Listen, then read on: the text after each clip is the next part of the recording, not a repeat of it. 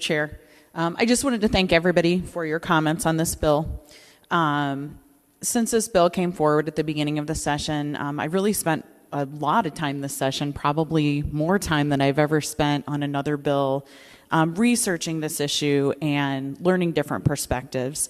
One of the things that I do think it's important to establish, because of the language regarding culture in the bill, is sort of the worldwide context of this practice. I think that's really important because some of the information and some of the arguments that I've seen do seem to be stemming out of a fear from other cultures, of an animus towards other cultures. So I just wanted to share a little bit of information.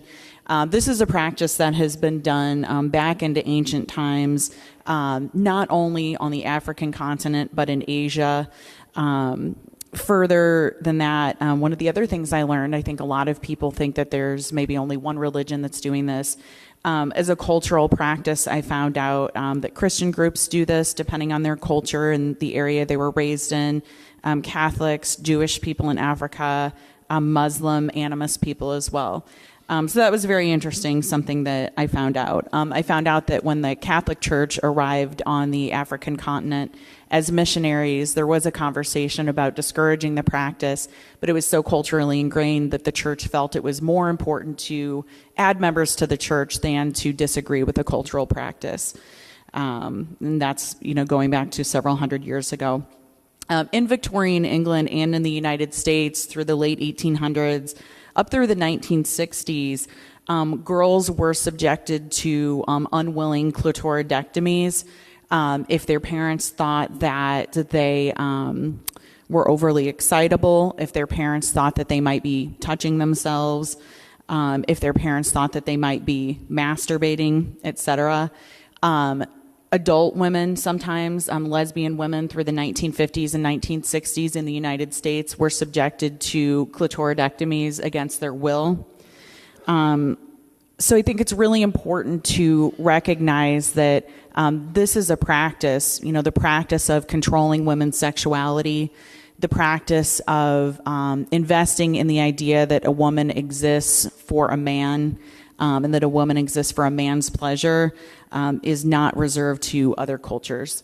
While we learn about the sensitivity of the penis in health class growing up, we don't really learn anything about the clitoris in our culture. And even the famous exhibit Body Worlds has an entire display about the sensitivity of the male penis and only covers female reproduction and not the sensitivity of the female clitoris.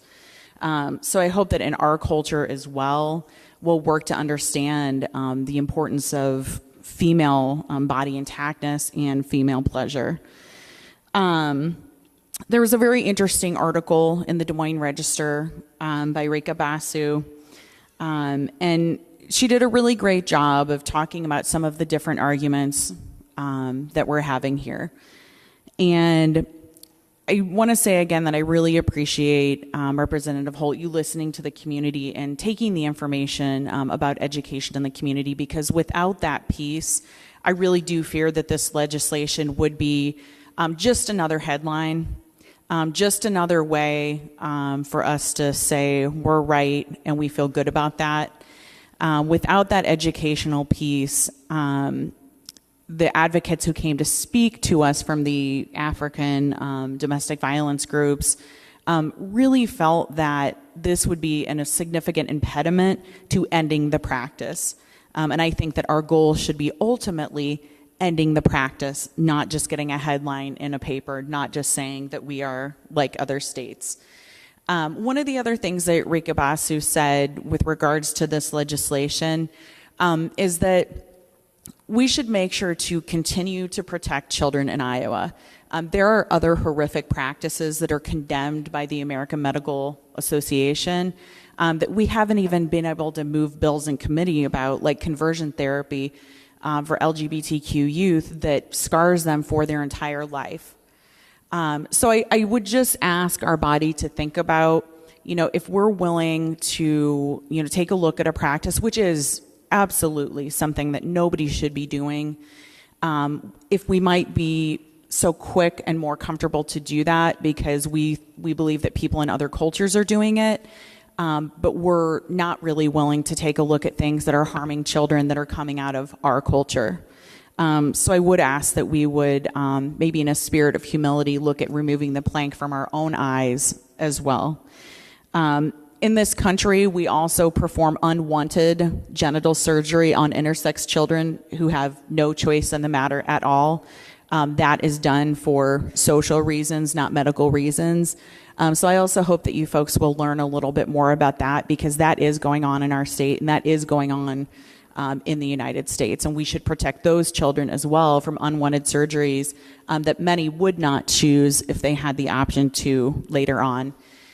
Finally, I hope that we'll take this opportunity as we're focusing on girls, focusing on health, focusing on bodily autonomy, again, to think about the ways in our culture that we do not protect women, and the ways that we could all do better.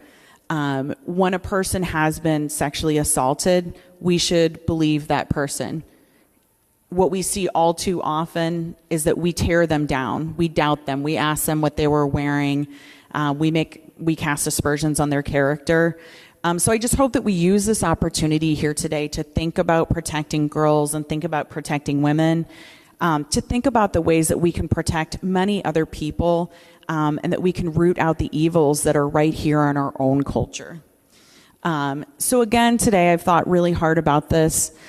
Because we did meet the needs of the community, and we are meeting the needs of the community with the educational piece of this legislation, I will be supporting this. Thank you.